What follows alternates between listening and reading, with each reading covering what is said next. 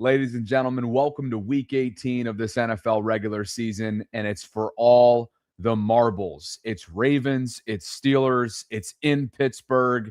The AFC North title is on the line for the Ravens. They are trying to secure that division title for the first time ever, consecutive seasons, 3 straight. That's never happened in this division's history, but more importantly, a playoff berth is up for grabs tonight. Whoever wins this game will be the overall 4 seed, host a home playoff game next weekend in the wild card round, and the opponent coming to town will be the Houston Texans as the number 5 seed. With that, welcome inside the channel. I'm Bobby Trosset. Appreciate you guys for being with me tonight. Like the video on your way in, subscribe, hit that notification bell, consider becoming a channel member or gift-giving membership. The guest lines will be open at some point, really periodically throughout the show. I have an access link that is currently pinned in my live chat. I also have a poll that I would love for you to vote in as well. And in the question is simple. The answer, maybe not so much. Who is most likely to have a game-changing play, perhaps game-deciding play tonight in Pittsburgh? Is it Kyle Hamilton? Is it Keaton Mitchell? Is it Marlon Humphrey? Or is it DeAndre Hopkins? They only allow for 4 different options. Obviously, there's probably 10 different players that you can choose from. But for the purpose of the poll and ultimately the limit that comes with the poll, go ahead and vote depending on what you think within those 4 options for tonight. An hour and 20 minutes out from kickoff, we will go to Pittsburgh. A pal of mine, Kyle, will give us the scene and gauge the temperature, which weather-wise will be cold by kickoff in the low 20s. But in terms of what the environment, what the scene is like out in Pittsburgh, given what's at stake, the 2 longest tenured head coaches will battle it out. Lamar Jackson and Aaron Rodgers will go head-to-head. And yeah, if you were to tell me a couple months ago that the 1-5 Ravens would have a chance to control their own destiny in Week 18, host a home wild card game next weekend, and go back-to-back-to-back in the AFC North in terms of clinching the division, I would have told you were nuts, but I might have to call myself nuts in several hours' time because I did refer to this team as cooked a couple months ago.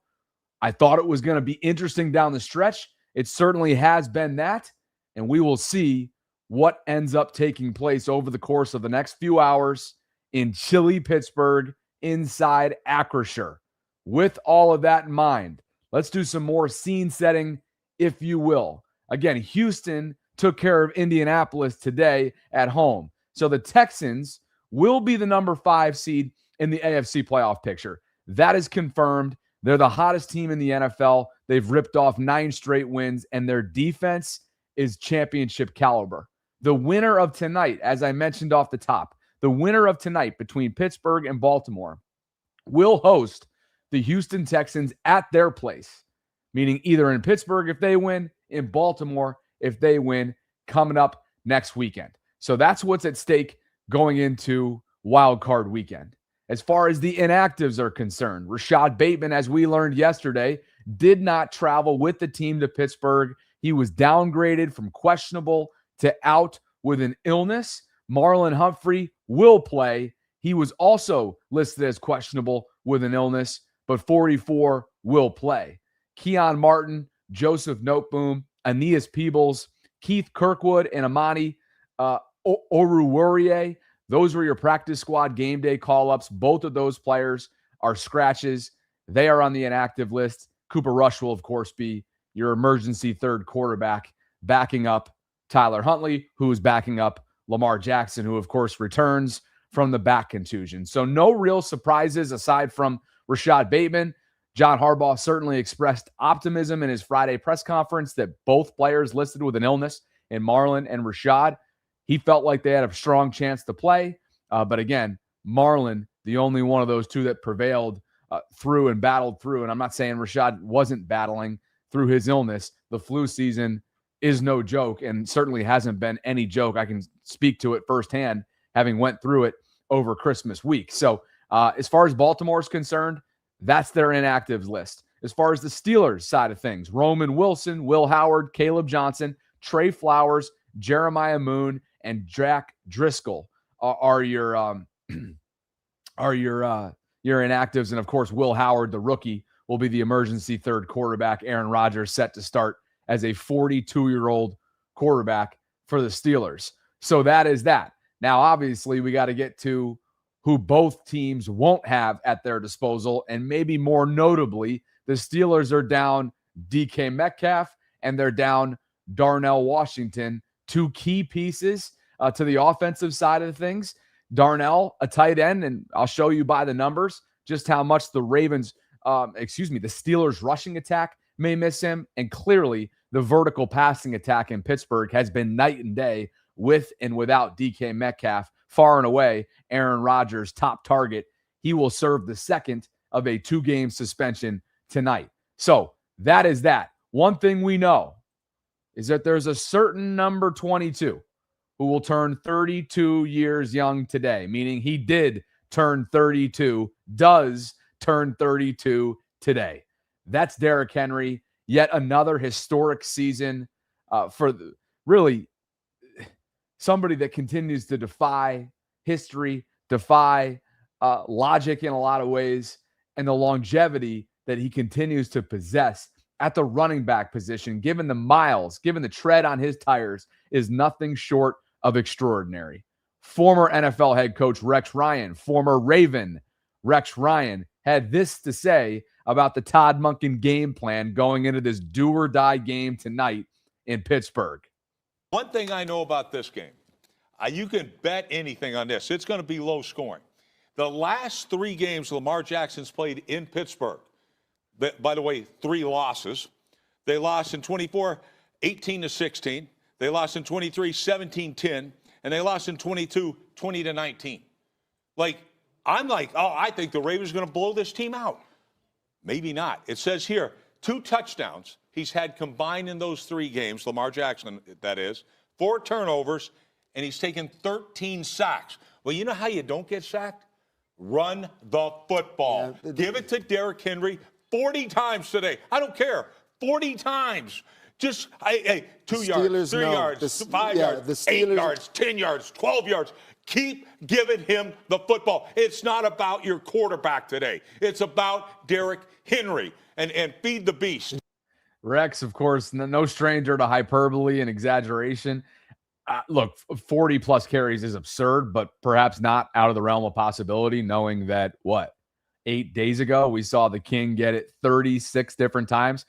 A career high, 36 carries for the King, who, again, turns 32 today. Happy birthday to Derrick Henry.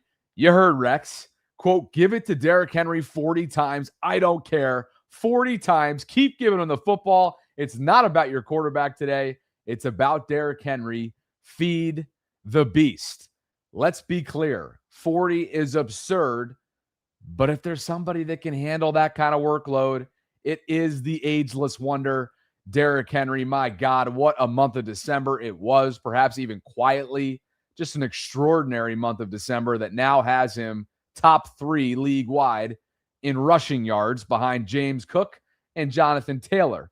Derrick at 1,469, yet another season top 5. And while it is a far cry from the conversation and discourse a year ago, whether or not he would hit the 2K mark, look at what he did in December. He was first in carries with 90. He was first in rushing yards with 538. He was first in rushing touchdowns with 6, including 4 in one game in Green Bay.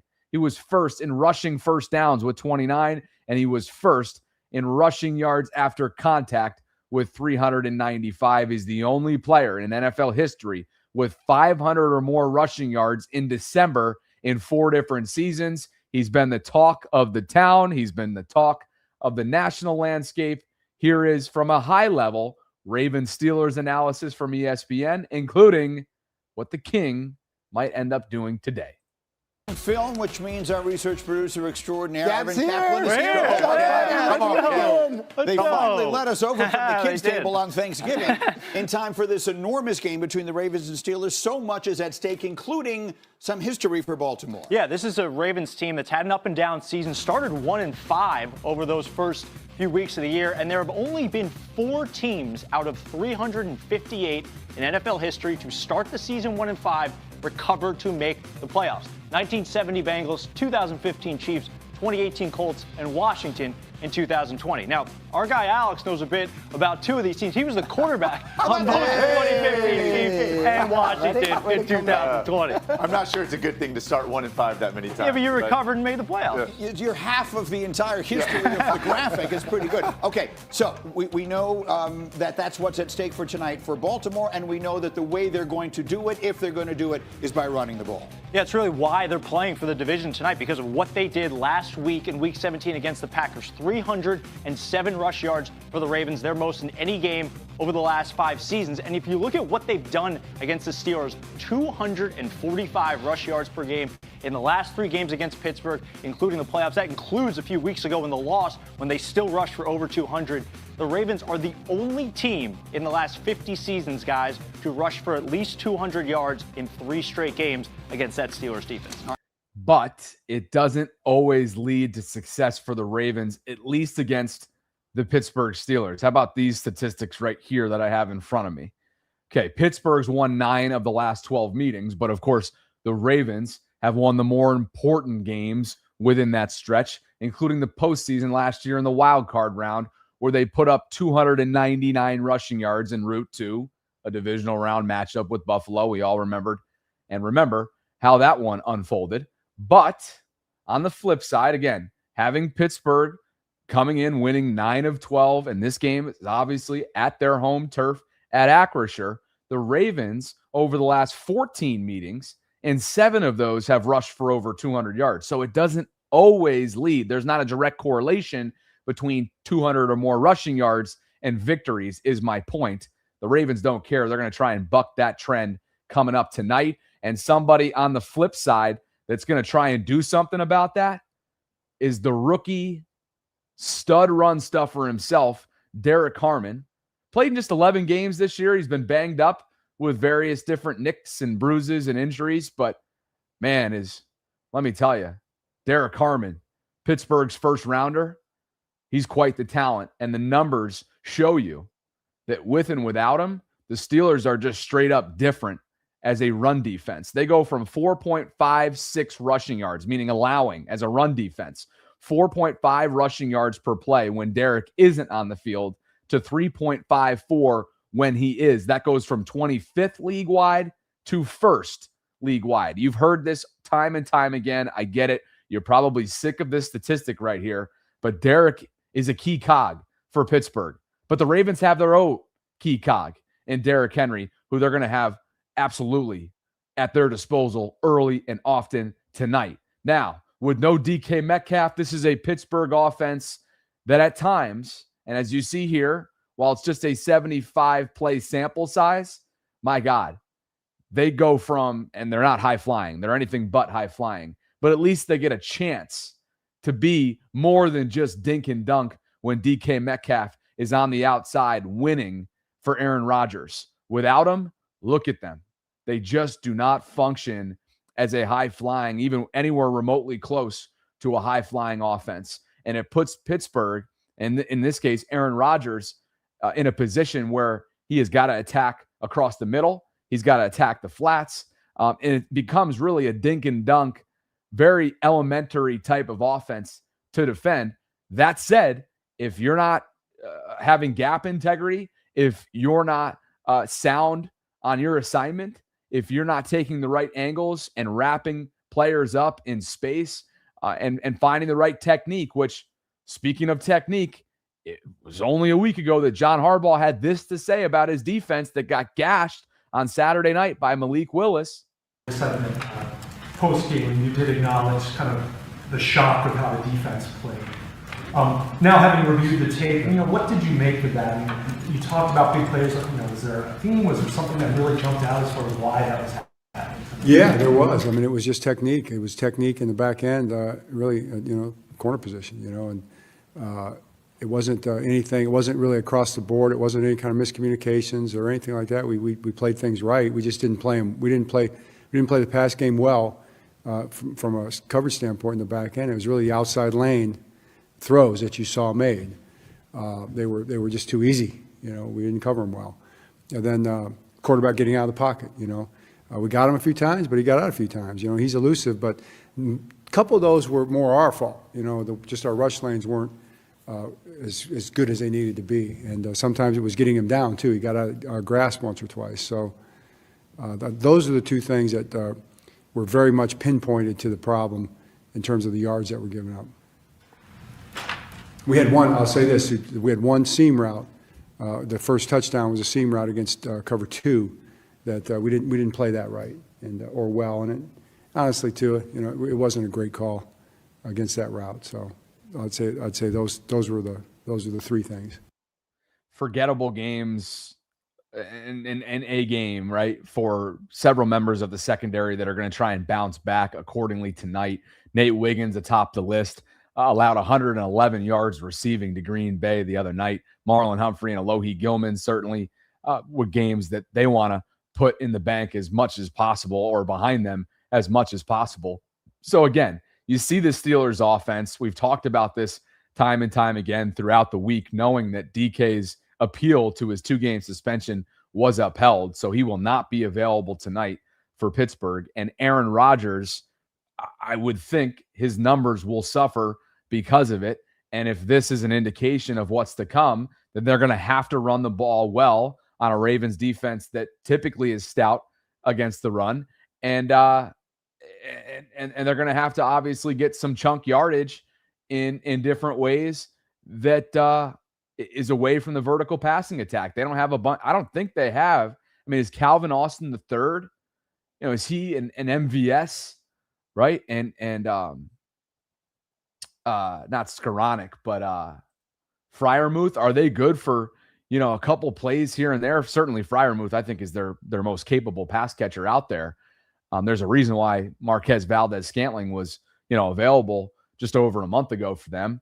And Calvin Austin doesn't necessarily overwhelm you in terms of his physical traits and abilities. So how are the Steelers going to move the ball on the Ravens? I think they're going to have to do it across the middle. They're going to have to do it in the screen game. They're going to be dumping it off to their running backs.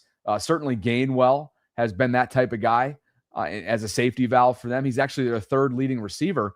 And then it's going to be up to the Ravens, should Pittsburgh have success outside the 20s, to bow up in the red zone and limit them to field goals. And ultimately, I think that's going to lead to a low-scoring affair.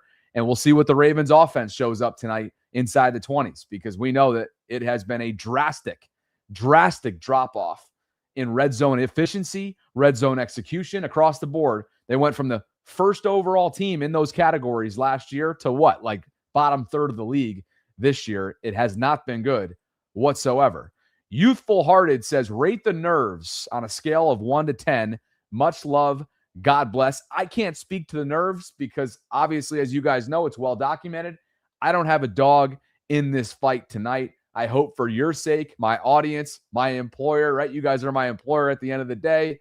I hope for you guys that the Ravens win. And I have predicted a 24-21 Ravens win objectively during our Friday Vault show with Sarah. So I'll leave that up to you, live chat. Let me know, what is your Youthful Hearted wants to know, what's your nerve scale on a 1 to 10 metric, on a 1 to 10 scale?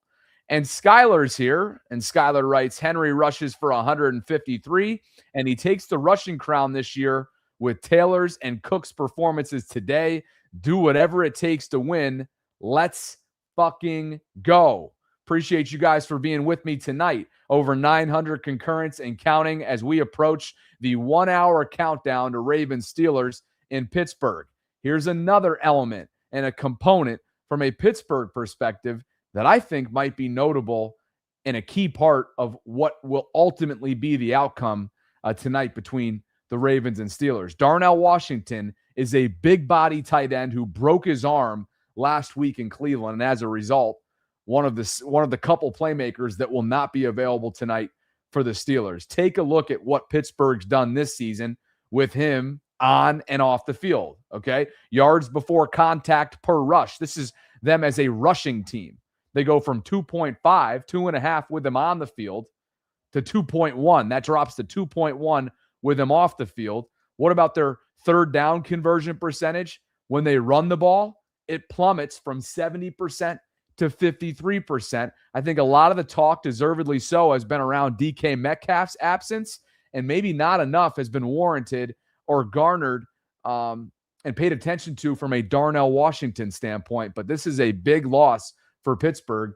DK Metcalf will steal the headlines, but when you dig into some of the nuance, I like the way this is matching up for the Ravens, and particularly the Ravens defense, who, yes, has obviously struggled and struggled mightily in several different categories when it comes to defending the pass in recent weeks. But what we've seen really since week 6 is a team where opponents don't want to run the ball on them. And I don't think that Pittsburgh, while they'll have their opportunities, and I'm sure they'll have their moments, the Ravens typically stand tall from a run defense standpoint, and I don't expect that to be an exception tonight.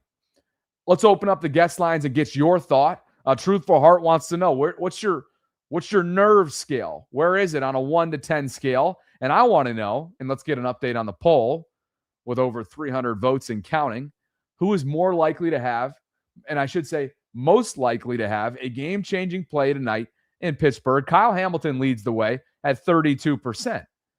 And I should say, Kyle Hamilton leads the way at 42%. D-Hop at 31%. Remember, Rashad Bateman will not play tonight. Marlon Humphrey at 17%. And Keaton Mitchell, 11%. Go ahead and vote. And go ahead and pop into the waiting room like Will and Judah are chilling right now. I want to get your thought on this do-or-die game that we are an hour out from beginning in Pittsburgh. It's Ravens Steelers, and it's the 40th time that John Harbaugh and Mike Tomlin will meet up as the second and first longest tenured head coaches league-wide, respectively. Will, happy game day to you, my friend. It's good to see you, brother. How you feeling tonight? So excited. Like, funny thing is, though, it's kind of like, well, when it comes to the Ravens, tell me you haven't heard this one before. The season comes down to, name that division rival. We beat them. We get a good way into the playoffs. If not, we're done. I've heard this plenty of times during my Ravens fandom. So it's exciting, but not out of the ordinary. Also, Darnell just seems like a Raven. It really does. Like, he just has like all the physicality and stuff that you would think that we would have as like a Ravens player. So I don't know how he ended up on the Steelers, but this is going to be one of those.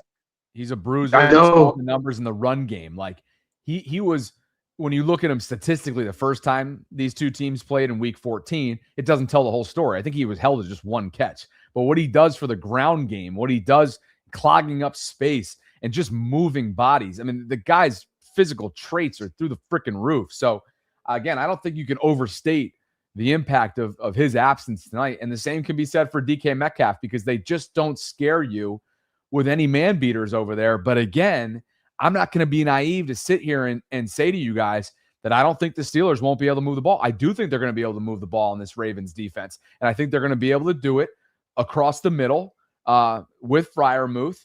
And after that, it's going to be up to some of these cast-offs, to use Aaron Rodgers' words. Who's going to rise to the occasion? Is it going to be MVS? You know that those back shoulder. God, I feel like I can't believe they went to him with the game on the line in Cleveland last weekend.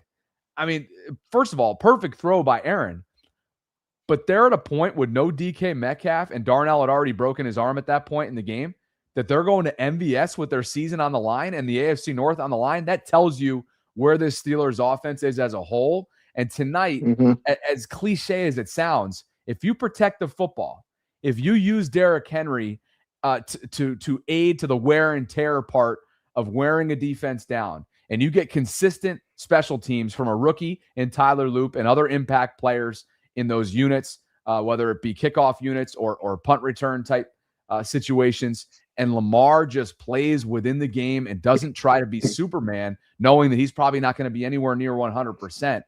Look, I'm not saying that's a guarantee. It's never a guarantee for Ravens Steelers, but that's certainly a good formula to give yourself a darn good chance when it's all said and done. Also, keep in mind with the Steelers knowing that our main goal is to feed Henry, I can see Andrews and Flowers eating pretty well in this game, because with all those guys coming up to the line, play action, going up the seam, you know how quickly Flowers can get open on the slant route.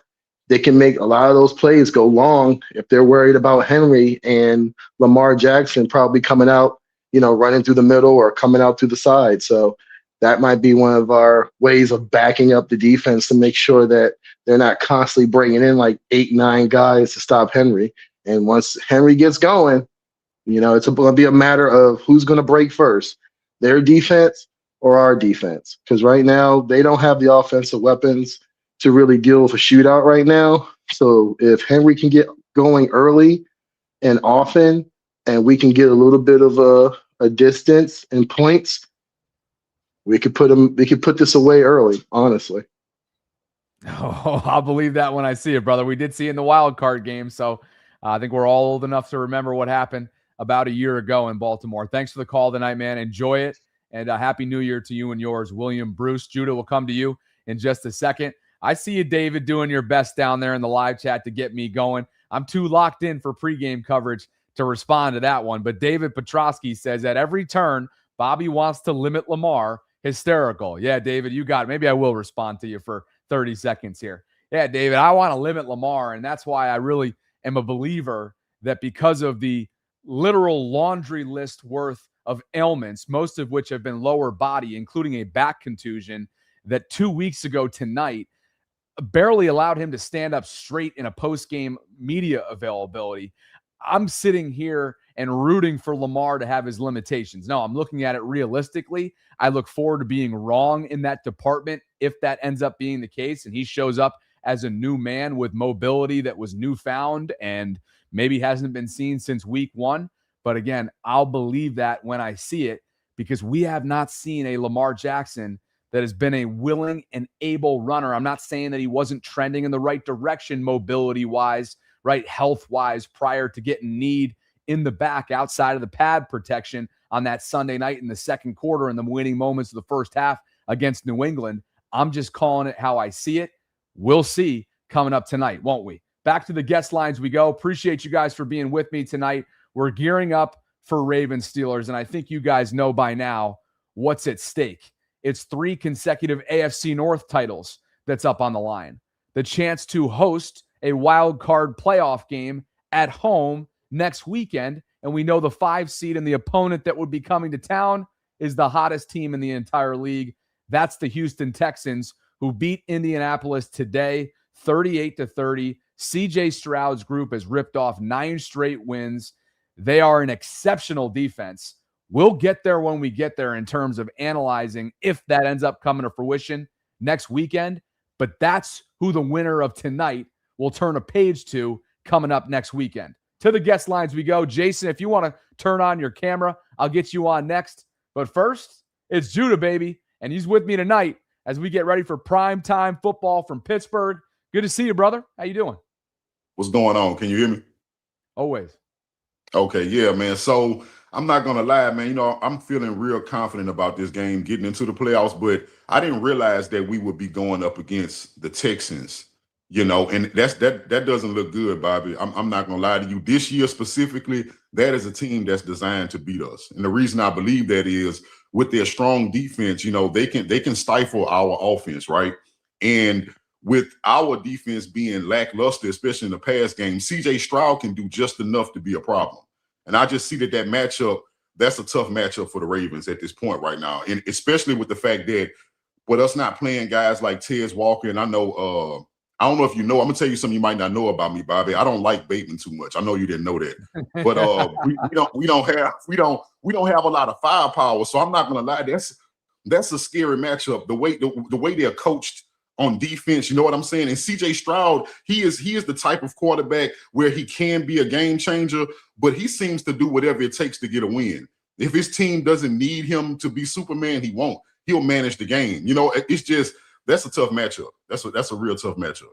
It's a very tough matchup. They'll obviously get there when they get there, but it's a championship caliber defense. They're really well coached by a former player in D'Amico Ryans.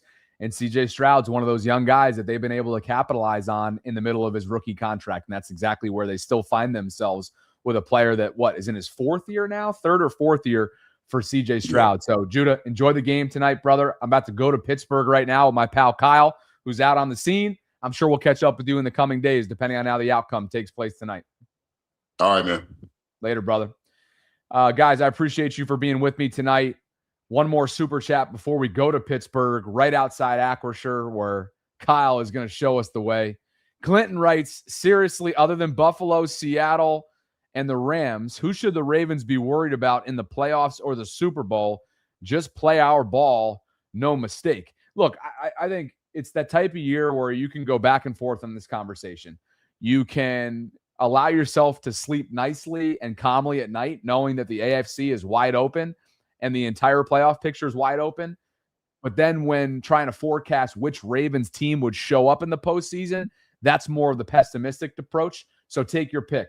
The optimistic approach is that it's wide open. The pessimistic approach is that, or maybe it's just the realistic approach, that this is not a Ravens team that I trust in the postseason. And that has less to do about what we've seen in the past and everything to do, in my mind, about what we've seen in recent memory over the last month, over the last 2 months. Can they put it together to beat a team in January with all three phases?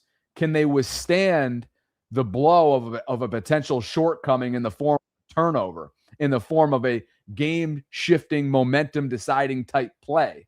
Do they have that type of resiliency? Do they have that type of short memory as a collective?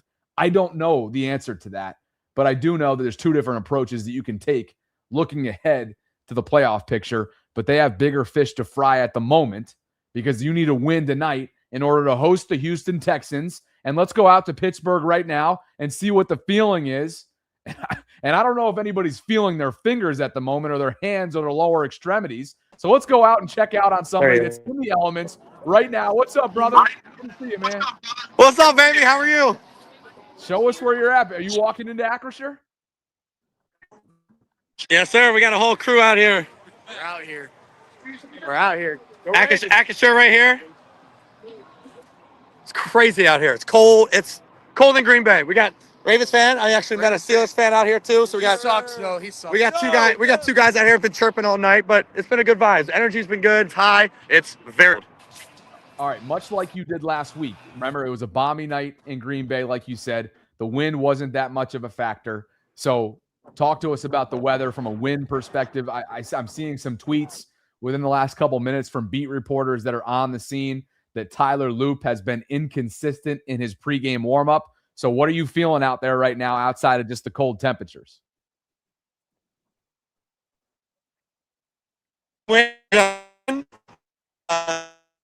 No, single breeze.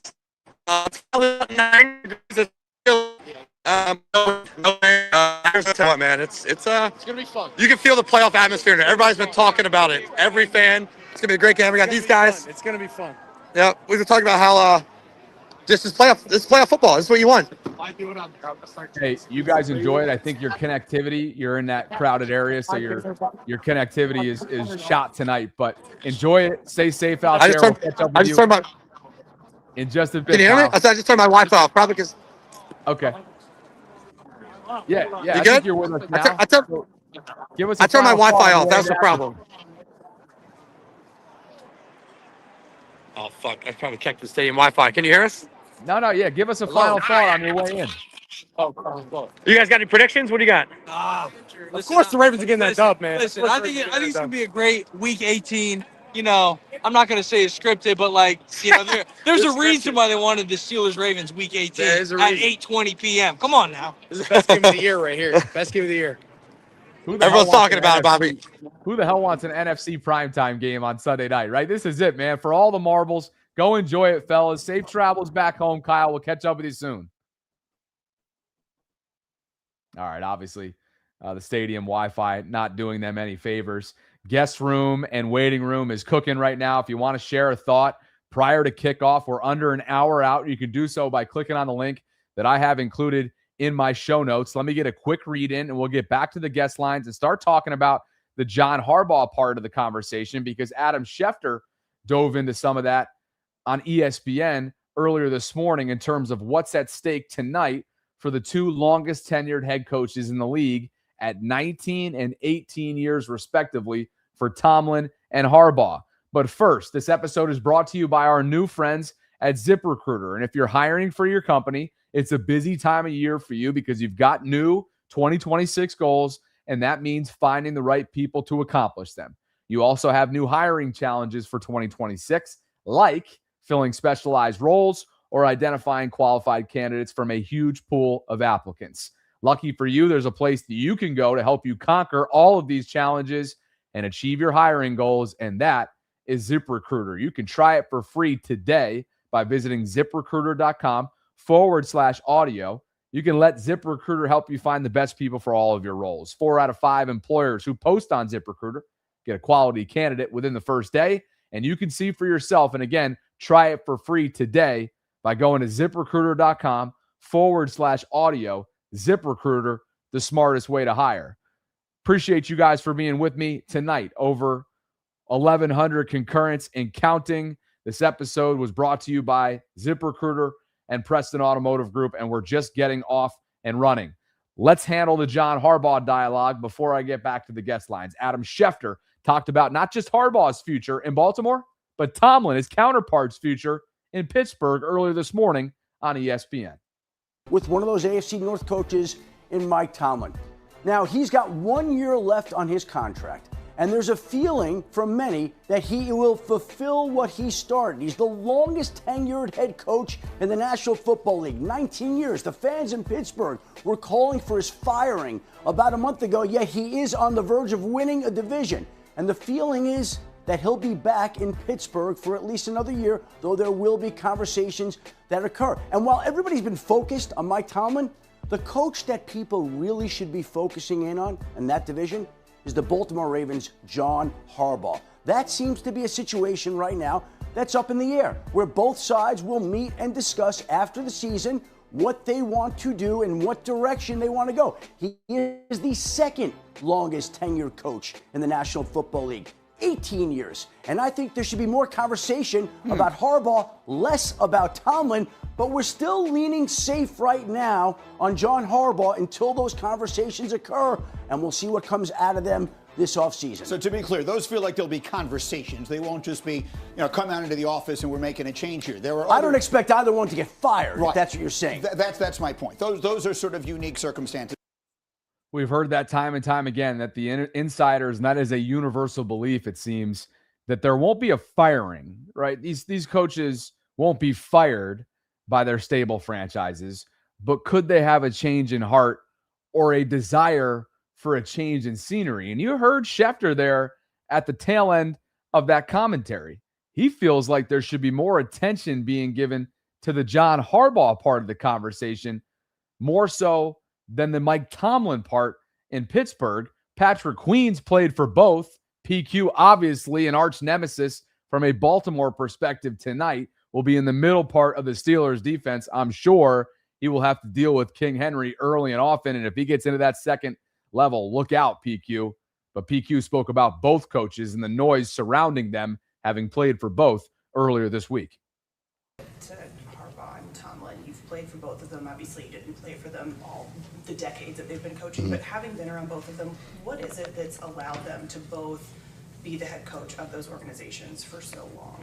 I think they run a well-organized ship.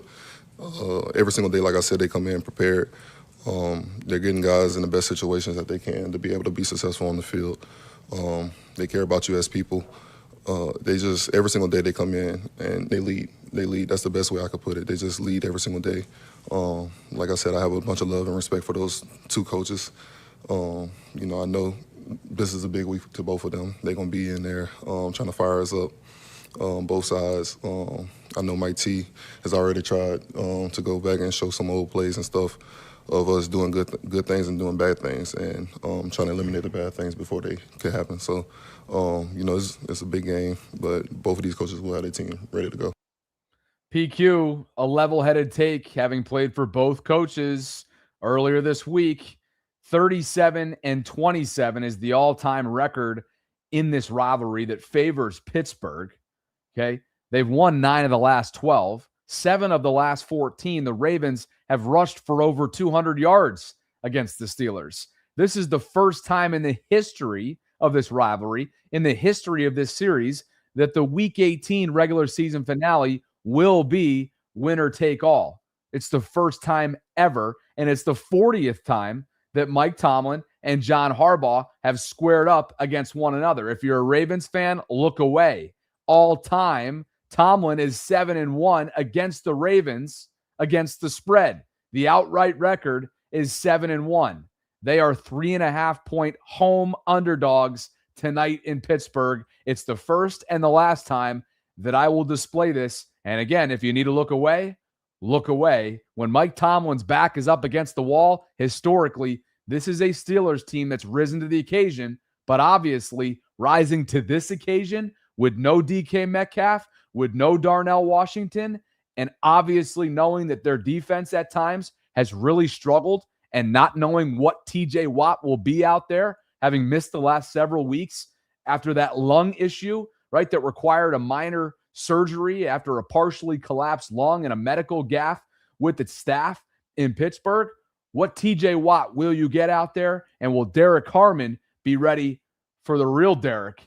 And until Derrick Harmon says otherwise, that's how it's going to be. The real Derrick turns 32 today. He's a future first ballot Hall of Famer. And I would imagine those two are going to have plenty of meetups today in the trenches. Jason, you've been holding for a minute. The guest lines are open. If you want to share a thought, click on the link that I have included as a pinned comment right now in the live chat. Like the video on your way in if you could. Subscribe to the channel. Hit that notification bell. We got post-game coverage coming up later on inside the vault. That is after the post-game press conferences wrap up. So plan accordingly. Drink your caffeine now.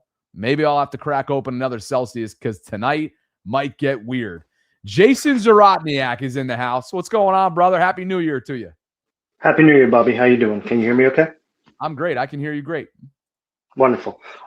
So I guess my big thing is, the big question about beating the Steelers tonight, I think, is keeping Rodgers in check. And as a Packers fan as well, I can say that the way to stop Rodgers is by pressuring him up the middle. And for a long time, I've watched him on the Packers, and every time he got defeated, it was from pressure up the middle. You hit him early and often up the middle, and he gets flustered. One thing I have to say, you mentioned, I believe it was on Thursday's show, or possibly Friday's, I'm not sure which, that Rodgers wasn't known for his mobility. Before his calf injuries and his repeated ankle injuries, Rodgers was nothing but a mobile quarterback. So I'm a little confused why you said that. It's never been a calling card of his. I wouldn't say that. But you know what's funny? Week 14, he rushed for a freaking touchdown and went in untouched in Baltimore. Exactly. And he did it many times against the Bears and against the Vikings and against the Lions. But so Jason, that's the point of the commentary is that, to your point, if the Ravens pass rush doesn't show up, and flip a coin on whether or not that's the case, at 42 years old, obviously he's not going to kill you in that regard. So tonight's going to be more about attacking the middle of the field, using Gainwell in those dump off, dink and dunk, check down types of plays. And look, they can gash you in that regard. Earlier in the season, I remember seeing a statistic that Aaron wasn't even averaging more than 10 yards past the line of scrimmage in terms of where his passes were landing. And that might be tonight. He's been playing his quick ball, and he's been playing his quick ball religiously. And he has a lot of success with that. And like I said, the only way to stop that is with pass rush up the middle. If you go to Adam from the edges, he's going to get rid of the ball before you even get to him every single time, because that's what he's excellent at. And the other thing you said was you were shocked that he threw the ball to MVS. The other thing about Rodgers, he's a trust quarterback. If he doesn't trust his receiver, he's not throwing to him. MVS, he has a long history with from Green Bay. So to me, it only makes sense that he would throw to him. Well, you watch, but the back shoulder fade will be there today. Clearly, there's a trust level. I mean, when your division's up for grabs and in the game's final moments, you're using MVS in the back, the back right-hand side of the end zone there, and the ball was placed perfectly. And maybe there was a DPI there that wasn't called, but it's hard to call that, obviously, in the game's final moment there. Look, for Rodgers, I think they're going to be able to move the ball. I do. I think they're going to be able to move the ball with their tight end, Freiermuth. I think, obviously, he's going to test this Ravens secondary, as he should, Jason, because what we watched on Saturday night may have been the worst performance from not just Nate Wiggins of the season, but the entire secondary to date. And a lot of it has to do with technique that both Zach Orr and John Harbaugh called out this week. So give us your prediction before you get on out of here, brother. I don't know what the Ravens' final score will be, but when it comes to the Steelers, I think the final score for the Steelers will be 19. I think they get one touchdown early in the game. That's going to get every Raven fan nervous and stressed out, and then every score after that will be field goals. So I think the Ravens will win, and the Steelers will score about 19. And can I trust that you will be more attentive and in tune more than ever before when and if they win tonight, and I have to walk back my statement from a couple months ago? Can I trust that? Oh, yeah, absolutely. All right, Jason. Appreciate you, brother. Thanks for all the support that you give the show. Happy New Year. Be well. Happy New Year, Bobby. Absolutely. I always see what you guys do in the live chat. I love it. And Jason Zarotniak's one of our longest standing Patreon supporters, and obviously just somebody that never misses an episode, seemingly never misses an episode. Denver will be the top overall seed in the AFC. So the Broncos, the AFC will run through Denver until they say something otherwise, until something happens otherwise in the divisional round. So again, the Broncos will be the top overall seed with today's win. Sean Payton, Bo Nix and company with a tremendous defense lock up the AFC top overall seed. Tail of the tape, you see some of the similarities between these two offensive units. Both have been inconsistent. Both have been injured at times. And obviously for the Ravens, it starts and ends with Lamar Jackson. He will play tonight after suffering that back contusion 2 weeks ago tonight against the New England Patriots. Several beat reporters on the scene in Pittsburgh have noted that he will indeed wear that protective gear, let's call it, protective piece to protect that contusion, which was left vulnerable, obviously, to that Patriots defender that got him pretty good as he was giving himself up on that Sunday night game 2 weeks ago tonight in Baltimore. Back to the guest lines. What are we expecting from Lamar Jackson? Greg, it's been a minute, my man. Happy New Year to you, Mr. Long Beach. How you doing? Happy New Year, Bobby. We're doing good. Better setup you got. You're ready to roll tonight. I'm ready. I got my single malt. I'm ready. Yeah, I think Lamar is going to have a great night tonight, along with Derrick Henry. I think those two are going to really put their foot, where. I believe that we'll be firing on all cylinders. Now, the DB is going to have to show up because, like you said last week, yeah, God, they got burned a lot. Yeah. So, yeah. The numbers last week were ugly, and the commentary on Malik Willis going into the offseason, this dude's going to be a coveted piece because of what he was able to do against this Ravens defense. But obviously it's a different level of talent or lack thereof in terms of what Pittsburgh boasts from a vertical passing attack standpoint. They don't have man beaters over there. And that doesn't mean they're not going to test Baltimore secondary after what they put on tape a week ago. And clearly, as we've already talked about, and as Jason just noted, Aaron wants to get the ball out of his hand quickly. And he will tonight. And then again, if he doesn't want to for any reason, I'm not convinced that this Ravens pass rush is going to be able to affect the game to the point where they won't be in dire need of a turnover at some point late in this game. That's what I think this is going to come down to, and that's why I have a couple different defensive players in my poll. And the question I'm asking tonight, and I'll get you out of here on this, Greg, who is most likely to have a game-changing play tonight in Pittsburgh? Kyle Hamilton leads the way at 42%. DeAndre Hopkins, with no Rashad Bateman, he was ruled out with an illness, is the second vote getter at 30%. Marlon Humphrey is at 16%, and Keaton Mitchell at 11%. What say you, Greg? I voted for D-Hop because since Bateman is out, he is going to have a larger role to play.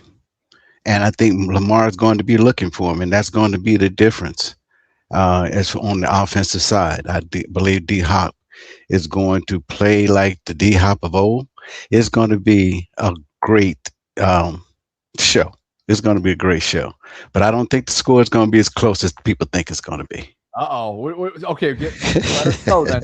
Don't tease us. Now you got to give us a score on your way out now.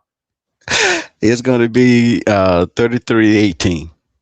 Okay, 33-18, which Ravens would not be all that different than what we watched about a year ago in Baltimore when the Ravens put up 299 yards on the ground and beat Pittsburgh, of course, en route to the divisional round, sent the Steelers home 28-14. And as I've played a couple times within the last couple weeks, this is what it sent Pittsburgh into. Mike Tomlin answered a question related to that loss and what they felt like they needed to do organizationally, team building wise, this past offseason. Greg, I'm going to let you go. Happy New Year. Here's Mike Tomlin. You and I will catch up, I'm sure, soon. Enjoy the game tonight. And here's Mike Tomlin on the way out. See ya. Go Ravens. Openly about building your team in the offseason to deal with the AFC North a lot of times. How did what happened at the end of last season in Baltimore impact the way you went about constructing this team this year? You know, the acquisition of bigs. You know, you saw our emphasis in the draft around big people, fortifying our depth in that area, and certainly it's been required. We've certainly had some attrition in that area. Dean Lowry, Loudermilk, and Derrick Henry has missed a couple of stretches, and so that depth with young people like YA and O and others, man, is significant. You can't run out of bigs. If you run out of bigs in AFC North ball, you're running on the beach, certainly. Well, we've talked about Derrick Henry. Yes, he will play tonight. He's been banged up in recent weeks, as has TJ Watt, who had a partially collapsed lung because of a mistake made by Pittsburgh's medical staff several weeks ago. It required a minor procedure, and this will be the first time he's played in weeks. You knew he wasn't going to miss this winner-take-all moment. He's been a key part of this Ravens-Steelers rivalry, as has Lamar. I think, was TJ the same draft class, or he was a couple years ahead of Lamar, wasn't he? I think he was. He's 31, so that would have put him at the 2017 draft class in the first round. Lamar, of course, was selected in the first round of the 2018 draft class. So same type of generation, if you will. TJ will play tonight, and as he told reporters earlier this week, quote, "I feel really good. Not sure that I could have said that a week ago. I'm excited to play." He did have some limitations, or perhaps there will be limitations, but he said, look, I had a great week of practice. I had no limitations. Tried to simulate as much as I could with shoulder pads and stuff like that, but you can only simulate so much. So I feel really good right now, hoping that's the case on Sunday as well. And perhaps Lamar Jackson finds himself in a similar boat, right? It's hard to simulate truly effectively until the bullets are flying, and we are coming up on 25 minutes until they are, so to speak, in Pittsburgh. Back to the guest lines we go. Johnny Walker's ready to roll. I see you, Oscar. I see you, Maurice and Trey. We're getting to you guys in just a bit. This is cooking right now as we get ready for kickoff in Pittsburgh. And let me just fire you up a little bit, get under your skin a little bit, maybe the way that Joey Porter did. Joey Porter Jr., that is. His father played in this rivalry, and he was asked about going up against this Ravens rushing attack earlier this week. I learned about how the Ravens try to use that against you to pop up in their option runs. It'd be technically sound. You know, that's the main thing we've been working on this whole week, of just seeing our keys, reading the high hat, low hat, and just reacting and fitting. And if we do that, then it's going to be an easy ball game for us. When did your competitiveness with the Ravens begin? Probably since I was little, you know. Probably whenever my dad had that rivalry, I never really liked those guys. It's either Steelers or nobody, how I look at it. And if you're on the opposite side, then obviously we can't be on the same side. So I feel like I always had that rivalry with them, and now I have my own rivalry and my own beef and vendetta versus them that we got sorted out. So it's a good thing that I get to be a part of. Going off of that, how fitting is it that this winner go home game is against these guys? I mean, I feel like everybody wanted that. I mean, we're mad about what happened last week, obviously, but it's the new year, so Ravens versus Steelers at home for the hats and shirts. Who wouldn't want that? You know, this is an entertainment type league, and that's entertaining. So I'm going to be excited for it. Everybody in here is excited for it, so we're ready for it. I think we'll qualify that as just some light a little appetizer of bulletin board material. Not that the Ravens need any. If you got to find ways to get up, so to speak, pause, for Ravens Steelers, then you got something wrong with you, especially when everything is on the line and what's at stake tonight. With that said, Joey Porter Jr. making his mark, not only in this rivalry. Remember, he was the one that went and played through the entire whistle on Isaiah Likely in the end zone in week 14. We all remember the catch that wasn't. Joey Porter Jr. was the defensive back that made sure to break up that play. One of his 14 PBUs on the season. He leads his team, and he's not allowed a touchdown in his last 1,011 coverage snaps. That's the longest streak, an active streak in the National Football League. So he will be someone that perhaps Lamar tries to stay away from tonight. He's a dog, but the Ravens have plenty of dogs as well, including Zay Flowers. I imagine both of those guys will be meeting up at some point tonight. Johnny, welcome back to the program, brother. We are 23 minutes out from kickoff. How you feeling tonight, brother? I'm feeling good, Bobby. I'm ready for a win, man. And to my man Joey Porter, I hear that hot shit. That sound good. It sound all good until 22 run into you with that stiff arm. So I'm just hoping. And number two, Bobby, I want Derrick Harmon. This is my scenario that I got in my head now. 4th and 2 on the goal line. Give it to Derrick Henry. He put his helmet right through Derrick Harmon's chest. Touchdown, baby. But here's my thing on your poll, number one. Yep. Your poll, let me ask you a question. How many big plays for the last, let's say 4 years, have Marlon Humphrey made at the end of the game? I mean, Marlon's had several interceptions this year. He's had forced fumbles this year. One thing that he has been this year is that impact player with getting his hands on the football. He's struggled in coverage, obviously. He's been banged up. He had a freaking pin placed in his finger, for God's sakes. And then it was stepped on by Tavius Robinson a week ago. So you never can really question the man's resilience, toughness, attrition, things of that nature. But obviously he's struggled in different ways, especially when defending on the outside. So, but he's a game-changing player, and that's why I added him to the poll. Game-changing. Now, I ask you another question. How many big game-changing plays Kyle Hamilton had? Well, you ain't gonna come up with one. Yeah, I mean, he's I'm more big games. He's more like, what does his impact without even being around the ball do? Right? It's immeasurable. Kyle's impact's immeasurable. But to your point, yes, Marlon has obviously had more of a resume that are game-changing and that are crunch time types of momentum-shifting plays. Is that what you're getting at? Well, so with the poll, this is what I'm saying about Kyle. Even last week, he gives up that it's just a mental error. You can't give up mental error first couple plays of the game, X, Y, Z. But my thing is with Kyle, I love Kyle Hamilton. He's a great player. Like you said, he does a lot of off the film thing. But at the end of the day, I need Kyle to make plays in the biggest games that we play in. I just haven't seen it his whole career. Only big hit he made on my man from the Bengals in the playoff game when he made the fumble. That's the only thing I ever realized with Kyle. Other than that, I haven't seen it. You know what, though? Again, I'm not making excuses, but a lot of these guys, it's a small sample size of postseason resume to date, right? And a lot of these guys, including Lamar, are still waiting and searching for that signature game in the postseason, signature moment. And Lamar got pretty darn close to that when he led the team almost the full length of the field in the fourth quarter in Buffalo with Anthony Miller as one of his wide receivers and no Bateman and no Flowers. So we'll see what happens tonight. It certainly feels this is as close as you can get in a regular season game to be postseason-like, and that's what's at stake tonight. So let us know what player you ended up voting for before we get you out of here.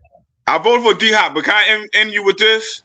Real quick. I think D-Hop is going to have a great game, but can I end you with this? To go off of what you just said, I think the Ravens and the football gods are in our favor for what you just said, because that last game against Pittsburgh, all them bad calls against us, next thing you know, my man ain't playing, DK ain't playing, my man got hurt, XYZ, whatever. I think Lamar and, like you said, Kyle, all our players is going to have a big impact in these next 3 or 4 games. and we're gonna make a run. Go Ravens, man. Appreciate you, Bobby. I love you, man. Enjoy it tonight. Thanks for the call, brother. Guest lines are open. Oscar's here, and he's in his purple theater. It's good to see you, brother. Happy New Year. How you feeling going into tonight? I'm nervous. My brother-in-law's a Steelers fan. I don't blame you for being nervous. Yeah, no, I think I couldn't believe when I heard that this is the first time. I felt like I remember it, like that Christmas game when Antonio Brown reached over the goal line, or it didn't. But I think that was week 17. Oh my God, that was honestly before I covered it like to the nitty-gritty that I do now. So I felt like that was a do or die game, but it might have been week 17. But yeah, I'm feeling nervous, hoping they will get things done. Of course, some family rivalry going on there as well, like I mentioned. Which player did you vote for in the poll? I voted for D-Hop. I really think that this is he's gonna be the red zone target we're gonna look for. There's report there. Of course, we have Mandrews too, obviously, but I think there's a lot of rapport there. They seem to be on the same page. Like Lamar goes to him on key third down plays.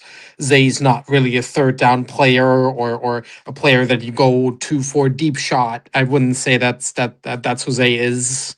Yeah, you know what's interesting, Oscar, is that he's garnering a lot of attention in that poll because I think people realize that with no Bateman, and knowing that DeAndre's resume speaks for itself, both in the postseason and as an active player at 33, who's still so technically savvy at the catch point. Question. His body control, his field and spatial awareness is second to none. And remember, just a month ago, John Harbaugh had this to say about his involvement or lack thereof in the offense. Listen to this. Andre Moore, he got a couple throws. Just kind of sometimes it's just the way the game goes a little bit, but he's not out there all the time. He's not. I don't think he's at the stage of his career where he's going to play every play. So when he's out there, you really want to. And we've talked a lot about this, trying to be intentional about him being out there for specific purposes and to do the things that he does well, which we all kind of know what those things are. So I will say that, like, if you go back and you watch the game, you're going to see him playing his tail off. I mean, he's running routes. He's fighting to get open. He's blocking. He's competing. He's doing everything he can, and that's what I admire about him and love about him. He's just become one of my favorite players ever, and we are gonna be friends for a long time, and he and I've had a lot of these conversations. But yes, this next game and these next 4 games and into the playoffs, let's get him involved more. We really need to try to do that. We have been trying to do it. We can do it. It hasn't fallen for us, but I still believe he's going to make plays for us that are going to matter. Look, it's going to have to be that way. Yes. Oscar, the numbers, the statistics, nothing about them sticks out to you. But when you go and watch every single one of the plays that he has made this year, I would argue that over 60, 70% of them have been in high leverage moments where he's either moving the chains on third down, I agree. Coming up with highly technical types of catches, high degree of difficulty catches on the sideline, right? Knowing that he has this level of advantages over younger defensive backs where he somehow manipulates them in the last possible second where you're not seeing a degree of separation, and somehow, some way, DeAndre finds that extra little inch of in that crease of space, and he's just so savvy. This year, statistically, doesn't overwhelm you. This year, he has 330 yards receiving, 22 receptions, 37 targets, 2 total touchdowns, but none of that really matters. Just go and get involved tonight and do what you do, and perhaps Lamar ends up using him as a safety valve tonight. And Oscar, speaking of Lamar, you're going to help me react to this in instant reaction type of fashion, because Kimberly Martin just tweeted this out from on the field. This is the protective padding that Lamar will wear tonight. Let me see if I can go ahead and give this a little bit more of a bigger screen. So here is the protective padding that Lamar will wear tonight. 2 weeks ago tonight against the Patriots, he suffered that back contusion. It was below where he had padding that night, which was vulnerable to the knee of that Patriots defender. What kind of Lamar Jackson are you expecting to show up tonight, brother? He's not at 100%. I truly do not believe that he is, and I was glad that he practiced all 3 days this week. But I was almost in the, if Lamar is not at least 60, 70%, let's say 70. I think that's the number that I was thinking of.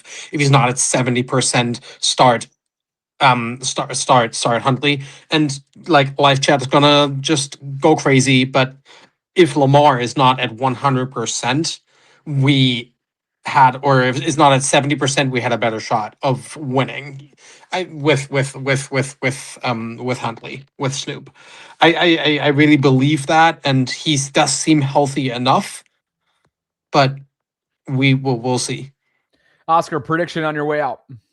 20, what did I think? 23-21 with Chris Boswell missing the winning field goal.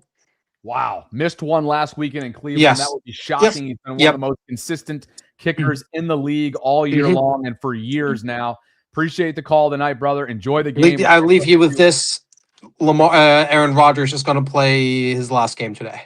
Okay. A lot of predictions from you out there. 42-year-old Aaron Rodgers, perhaps a swan song, and perhaps one of these two longest tenured head coaches, a swan song where they've spent 19 and 18 years respectively. Oscar's on his way out.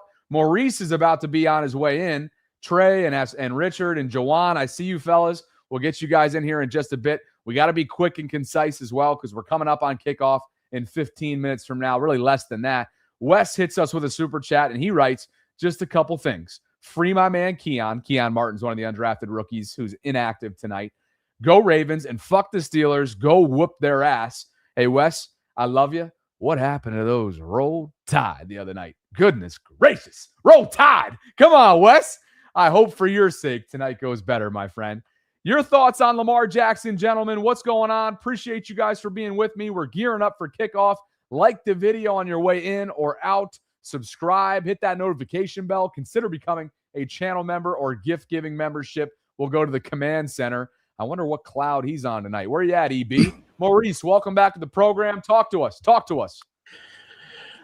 Hey, Bobby. Thanks for having me. I'm not gonna lie to y'all. I am a little nervous going into this game, and also primarily because my sister is a Steelers fan and my father is a Browns fan. So if this game, I can only imagine if this game don't go in our favor, I can only imagine how much shit I'm gonna get from the two of them after the clock hits zero. But back to the poll, I feel like the one player who's gonna make a game-changing play, I voted for Keaton Mitchell. So I still have hopes that Keaton Mitchell will make an impact going into this game. I mean, we got to utilize his 4.3 speed. So he's had that speed since coming out of college. And what college he went to? East Carolina, something like that. Yeah. But we got to stick with the ground game. So that's when Derrick Henry comes in. So we got to give Derrick Henry the ball 20, 25, even 30 times a game to wear out the Steelers' run defense. And when you see the Steelers' run defense is fatigued, that's when you toss Keaton Mitchell into the game to put the nail in the coffin. But as long as Todd Monken will pull that same bullshit that cost us the game against New England, 9 times out of 10, we will win this game. And another thing I'd like to point out is the similarities between the Steelers' run defense and the Ravens' run defense. So I'm looking at both of their defensive rankings through 17 weeks. The Ravens is currently ranked number 11 in run defense. And guess who's behind us? The Steelers. So the Ravens, they allowed 107 rushing yards a game. And behind us is the Steelers. They allowed 111.6. So if that isn't proof that these two teams are legitimate spitting images of one another, honestly, I don't know what is. But we shall stick with the game plan. Sorry, go ahead. I'll continue to mention this as well because I think this is one of those sneaky absences with and without Darnell Washington. This is not the same rushing attack in Pittsburgh. He is a big body tight end that only had one catch in week 14, but make no mistake about it, his presence, much like all three of the Ravens tight ends, doesn't show up in the box score when it comes to the run game enough. So look for that tonight. Yes, Gainwell is going to be the guy that is a dual threat for Aaron Rodgers. He will be a reliable, sure pair of hands as a pass catcher, and he will be toting that thing along with Jalen Warren as well. Your prediction on your way out, score prediction tonight, brother, before we get to the rest of the waiting room. Well, my score prediction, I wouldn't be surprised if this divisional game is going to be another one of those games that's going to go down the wire. So I will have the score prediction 27-26. Ravens win. It's like, you know how these AFC North games go, especially between the Ravens and Steelers. It has always been a back and forth affair with these two franchises since 96. It's like they have the similar coaching philosophies. They have similar game plans, run the football, and stick to playing smash mouth defense. So they're going to be playing this game in blistering cold weather. So the game is taking place in Pittsburgh. So it's a 60-minute ball game. It's winner take all. We're going to need all hands on deck if we want to put the Steelers out of their misery and take home the AFC North crown for the third consecutive year and punch our ticket to the playoffs. But that's my prediction for this ball game. Enjoy it tonight, brother. Thank you for the call. Only a few minutes to game time. We got to cook through these, and I got to get a read in as well. I just updated the pinned comment in the live chat, by the way. There will be constant chatter all night long in the Discord server. It's a 24/7 hub, essentially a chat room for conversations surrounding sports in general and Baltimore sports specifically. I would love for you to join. It is free to do so. Go click on that link. There's over 1,100 members, or we're approaching 1,100 members. Thanks to Preston Automotive Group. They are my longest standing sponsor. If you are in the market for a new or pre-owned vehicle in 2026, I hope you'll consider working with Preston in any one of their many dealerships and locations all throughout the Maryland and DMV area. $500 towards a new or pre-owned vehicle is one offer that's out there that's exclusively available to you as my subscriber. And then number two is when you buy 4 tires, you'll get 50% off your alignment. You can find them on Instagram at Preston Automotive Group. You can scan the QR code to get started today in the upper right-hand corner of the screen. It'll bring you to this landing page, and then you can go check out literally all 3,900 plus of their vehicles, 3,937 to be exact. You can break it down by category based on preference. And I want to say thank you to Preston Automotive Group for the continued support of my program and powering this channel. The Texans powered through the Colts today. So Houston will play the winner of tonight in the 4 versus 5 seed home wild card matchup for either the Ravens or Steelers. We'll get there when we get there, but that's what's at stake tonight. Trey, let's be quick. Richard and Jawan, I got to get them in as well. Your final thought going into kickoff tonight, brother. Final thought. I only have 2 impact players. I only have 2 minutes anyways. I'm here at the flock. 614 flock here now. Nope. So tell everybody we said hello. Yep. So so I have 2 people. Darius Washington as an impact player. And then I also have a surprising Tez Walker. I think these 2 that they weren't in the poll, but those are my kind of like under the ground type of, under the radar type of guys. Dope. Enjoy it in there. Obviously, I think the formula to that is no Bateman, right? So there's going to be some snaps to go around. Yeah. In terms of target share and whatnot. We'll see if Devontae gets that chance, and more importantly, after playing in just 15% of the defensive snaps a week ago, we'll see what happens with our Darius Washington in terms of his workflow and how he's in the rotation or on the outside looking in. So enjoy it, Trey. I'm sure we'll catch up either in post-game coverage or in the coming days, depending on the outcome tonight. Oh, yeah. Yeah, you'll hear from me. Thanks, brother. Appreciate you, Trey. Couple more here before we get out of here. JJ, what's going on? Talk to me. What's up, Bobby? What the fuck I dropped you? Goodness gracious, JJ. Look, if you're acting like a pass catcher tonight in Baltimore, we got major issues. Oh, no. I want to be a safety. I want to come down and smack something. You know what I'm saying? But your final thought going into tonight. Here's Lamar's protective gear that he's going to wear. This is the padding that Lamar will wear to protect himself from the contusion that he suffered 2 weeks ago tonight at home against the Patriots. So your final thought is what? My final thoughts as far as Lamar, I feel like it's going to be, we got to trust him when he said his legs felt good in that Patriots game up until he got kneed in the back. So I feel like his legs going to be a big part of the game tonight. And then Tony Dungy just interviewed Kyle Hamilton on the field, and he said it's simple, run and hit. Yeah, that's what we need to do, run and hit. Because if they're going to check the ball down, we got to punish them. That's what I want to see. So, like I said, I'm a little nervous. That's a classic message from a classic player who's playing at a time where he could have played in any era, any generation, as Terrell Suggs told us earlier this season. And there's no doubt that Kyle will have an impact and make his stamp and make his presence felt tonight. JJ, your final prediction? Low scoring. I ain't gonna give you no number, but let's flock and go, man. All right, brother. Enjoy it tonight. We'll catch up soon. JJ on his way out, and I am on my way out. Sarah and I will be live for post-game coverage coming up tonight after the post-game press conferences finish up. Guys, connect with me on Instagram this evening. We'll have different levels of commentary being dropped there. I'll drop the link to do so into the live chat. Like the video on your way out. Subscribe to the channel. Hit that notification bell. Consider becoming a channel member or gift-giving membership. And know this, these nights, these opportunities, whether you are a fan, whether you cover this sport and this team for a living like myself, whether you're a fan of competitive spirit and storied rivalries, this is what we do it for. This is what we are in it for. And I can't wait to be ready no matter what happens tonight with analysis and everything you need coming up after Ravens Steelers and the 40th time and perhaps the last time that John Harbaugh and Mike Tomlin will meet as opposites going into a must-win, winner-take-all moment in Pittsburgh. It's Ravens, it's Steelers. It's coming up on Sunday Night Football. I'll catch up with you guys later tonight. Thanks to ZipRecruiter. Thanks to Preston Automotive Group. And thanks to all of you for spending some time with me tonight. Enjoy the game. I'll catch up with you later. We out.